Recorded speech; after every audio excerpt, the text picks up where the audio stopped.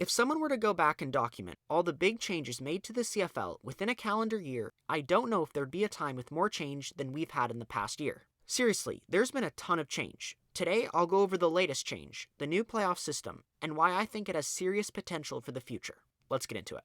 There's no doubt what the motive behind this change was: more revenue. Most of the league's revenue comes from ticket sales, and the playoffs bring in the biggest crowds, so why wouldn't you expand them in a league desperate for cash? This also creates more revenue for teams late in the regular season, as fans who might have stopped watching once their team was out of the playoffs will still be engaged. I wouldn't consider it a money grab though, because of the CFL having much cheaper tickets compared to other pro leagues and the fact that there is way less playoff games in the CFL. In the MLB, NBA, and NHL, those guys all have multiple 7-game series. Even the NFL has 14 playoff games. The CFL had just 6, and like I mentioned before, doesn't make as much off the games either. They now will have 9 games. This also provides fans with more football.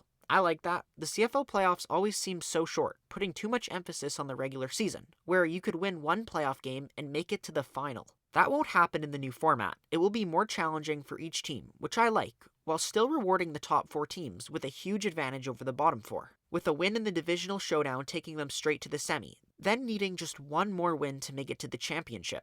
And if you lose, you still advance into the elimination game, while for the bottom 4, it's win or go home every game, with no chance to get a bye. This system keeps every team fighting right to the last game, which I believe will raise the competition level. No team will ever feel like their season's over yet, which could lead to some crazy upsets. While the middle to higher end teams will always be reaching for another win to play the 8th seed instead of the 7th seed, secure their spot in the top 2, and ultimately try and get first place. Which brings me to another layer of this that hasn't really been brought up from what I've seen. Like I said earlier, admission from home games is a huge part of CFL teams' revenue streams. This is going to make teams even more desperate to climb up the standings. Not only do you have the structural format advantages of getting a higher seed, but you have the economic advantages as well.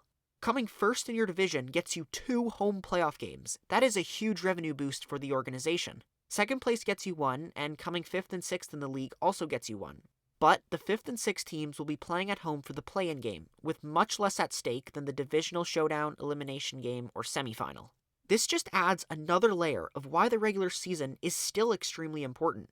This new system can also establish rivalries in the playoffs. Good rivalries are great in any sport, and when you set up potential playoff rematches, that is how you set up a rivalry.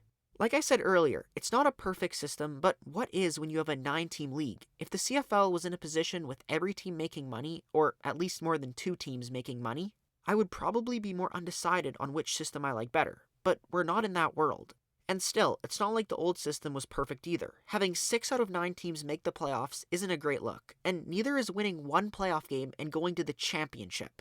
I've talked about what I like about the new playoff format, now it's time to talk about what I don't like. The main thing I thought when I saw this change was it doesn't address the fact that statistically it is easier to win the East than it is to win the West, which is the reason so many people, including me, have been calling for a one-division system, so I just didn't understand why they kept the 2 divisions. Obviously, it preserves divisional rivalries, but like I just mentioned, it keeps an unfair system in place and also literally leaves money on the table. Take this game a year ago. Montreal was visiting Winnipeg in Week 21. The game meant nothing, since even if Montreal won, they couldn't catch Hamilton as Hamilton had the tiebreaker.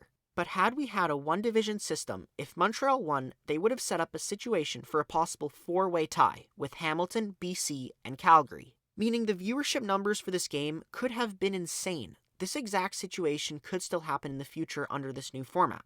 But then I had this crazy thought. What if they're keeping the 2 divisions because they are closer to an expansion than we think? Me personally, I absolutely would take 2 divisions of 5 teams instead of 1 division of 10 teams. But regardless of whether you prefer the 2 divisions of 5 or 1 division of 10, I think we can all agree having 2 unbalanced divisions is the worst option of the 3.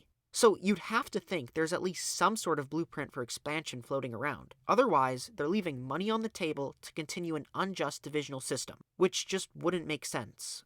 What do you guys think? Do you like the new playoff changes? Do you hate them? Or are you like me where expansion will heavily influence where you stand? Let me know your thoughts in the comments, and if you enjoyed this video, consider hitting that like button and subscribe for more CFL content. Thanks for watching.